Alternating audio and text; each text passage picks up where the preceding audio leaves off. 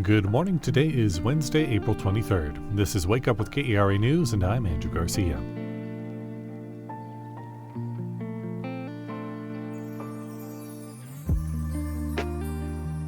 It is a stormy morning here in North Texas, and we're likely to see some more thunderstorms and rain showers throughout the day, especially later this afternoon, and also be careful for some flooding out on the roadways as you're driving around. As efforts to dismantle the Department of Education continue, how will those federal cuts affect schools here locally? We'll find out after today's news.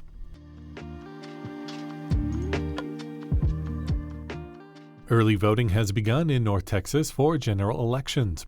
Early voting will continue through Tuesday, April 29th, and Election Day is Saturday, May 3rd. Head to KERAnews.org for more information on these May elections.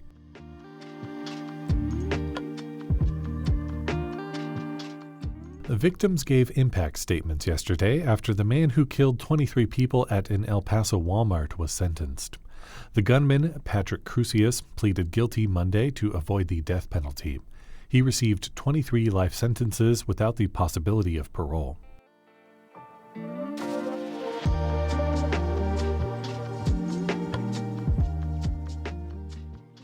The Trump administration's efforts to dismantle the Federal Department of Education continue, as thousands have lost jobs in Washington, D.C. In Dallas, the Regional Education Department office closed and employees were fired. KERA's Bill Ziebel reports it's left Texas education leaders and experts trying to figure out how the loss of the federal agency will affect the state's schools. Political moves to eliminate the Federal Department of Education may seem new to some, but they're not.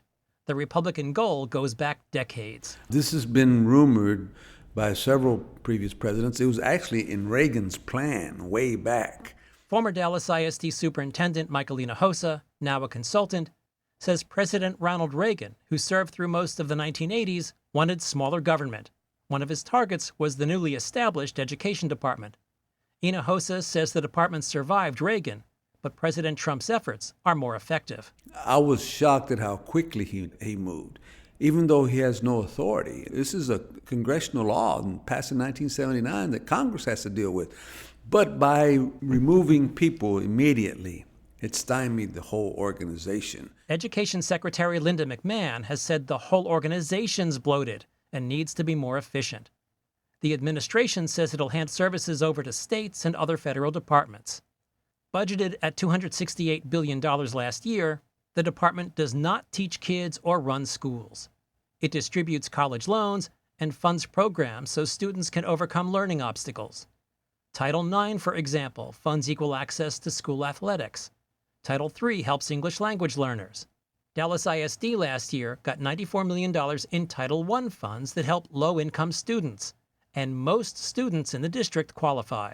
Chief Financial Officer Eduardo Ramos told trustees at a recent briefing that he's trying to figure out the impact on Dallas ISD's budget as the education department shrinks. Short term, the impact is minimal. Long term, we don't know how that is going to affect the district. The Texas Education Agency has said it's prepared to better serve students, school systems, and taxpayers if the federal education department goes away and programs are handed over to states. Randy Willis, executive director of the Texas Association of Rural Schools, says federal funding for his districts is small but important. How do you support schools to make sure that learning gap for the kids that are behind can get caught up? I mean, you're talking about billions of dollars that come into Texas as a result of the title funds. Willis says rural districts need all of that money, and the education department seems to manage it efficiently. He's not sure Texas can do the same without getting bigger. I don't see how it's going to be less government, because if those rules that the federal government gets pushed down to the state government, it'll probably increase government size. There's another fear, that a downsized or eliminated education department could result in less federal funding to states. Stella Flores is an education professor at UT Austin. Public schools in Texas were already deeply underfunded. So you're kicking the kids while they're down. Michael Hinojosa is slightly more optimistic.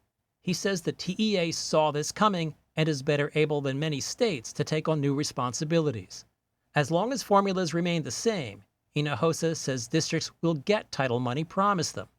But if funds come through block grants, All promises could be off. And what block grants means is that the state of Texas could get that money and not distribute it by how many poor kids you have. And then the rural and urban districts would become big losers. So while Hinojosa is watching closely, he urges calm, if possible.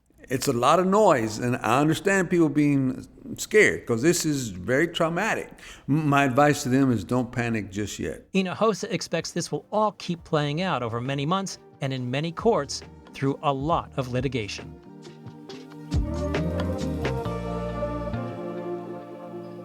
That was KERA's Bill Ziebel reporting.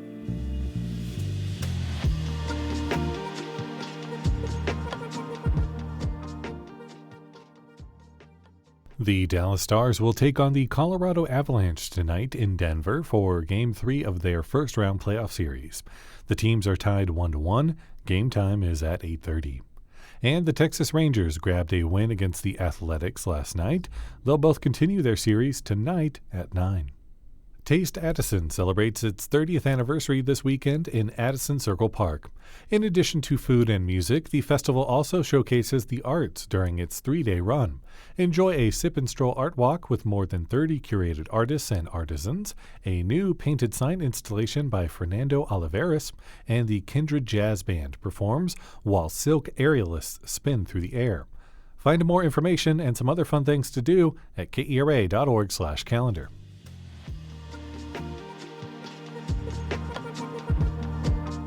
Thanks so much for listening to Wake Up with KERA News. I'm your host, Andrew Garcia.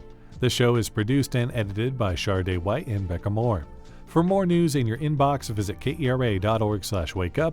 That's where you can subscribe to the Wake Up with KERA News newsletter and get some good morning vibes from our colleague Catherine Hobbs.